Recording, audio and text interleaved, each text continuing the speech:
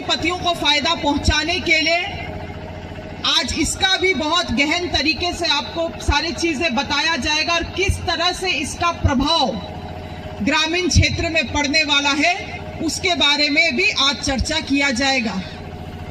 और तीसरा और जो सबसे अहम चीज है जिसके लिए खुद स्वयं राहुल जी कलकत्ता से आज सुबह ही यहाँ पे पहुंचे हैं। सुबह सुबह हमको लगता है आप 4 बजे वहां से प्रस्थान किए होंगे सुबह, और विशेष रूप से इस कार्यक्रम के लिए आए हैं और मास्टर ट्रेनर के रूप में सुभाष नाग जी भी पहुंचे हैं रांची से SIR के बारे में चर्चा करने के लिए।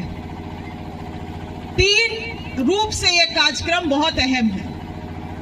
पहला मनरेगा, पैसा और फिर SIR। इसीलिए हम चाहेंगे कि बहुत धैर्यपूर्वक आप लोग इस कार्यक्रम को सुने, जानकारी ले, ताकि हम लोग गांव घरों में जाके इन चीजों को सही तरीके से लोगों को हम लोग प्रचार प्रसार कर सके।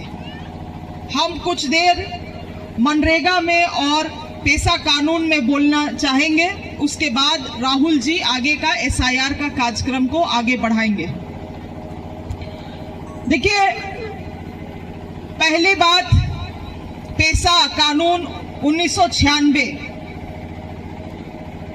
गांधी जी का ये सपना था कि गांव घरों में एक अपना स्वशासन हो, स्वराज हो, और इसीलिए पंचायती राज व्यवस्था को लाया गया था देश में।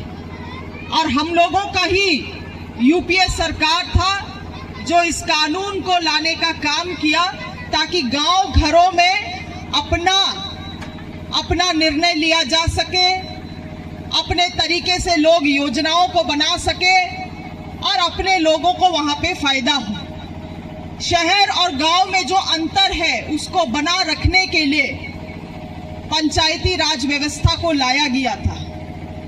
मगर उस समय के तत्कालीन हम लोगों के जो UPA सरकार के जितने भी वरिष्ठ नेतागण थे, उन लोगों का यह भी विचार था कि आदिवासी क्षेत्रों में अपना स्वशासन व्यवस्था चलता है, चाहे वो 5वीं अनुसूची राज हो या 6ठा अनुसूची राज हो।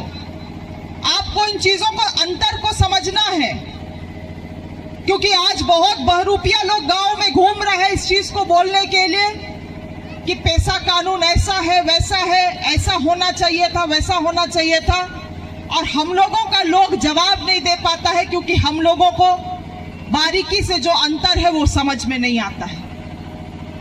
इसीलिए इन चीजों को आपको समझ